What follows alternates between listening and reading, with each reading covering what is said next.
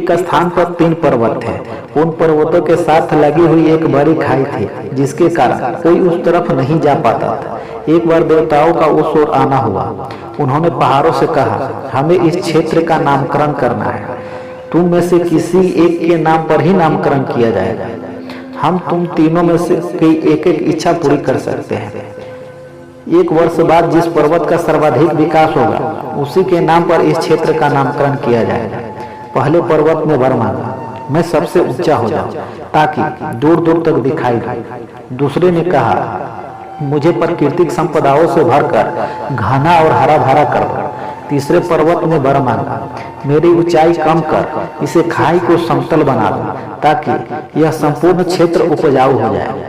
देवता तीनों की इच्छा पूर्ण होने का वरदान देकर चले गए। जब 1 वर्ष बाद देवता उस क्षेत्र में एक बार फिर पहुंचे तो उन्होंने देखा कि पहले पर्वत बहुत ऊंचा हो गया था, किंतु वहां कोई नहीं जा पाता था।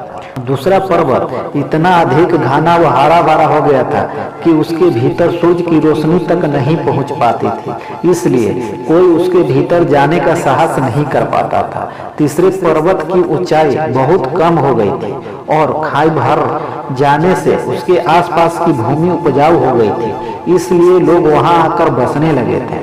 देवताओं ने उस क्षेत्र का नाम तीसरे पर्वत के नाम पर रखा। कथा सार यह है कि हर किसी की निगाहों में आने की इच्छा और सबसे ऊंचा होना अहंकार का प्रतीक है।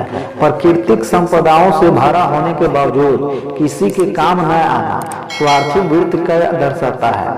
अपने गुणों व धन का समाज का विकास हेतु उपयोग करने वाला ही वास्तव में सम्मान का अधिकारी होता है। धन्यवाद।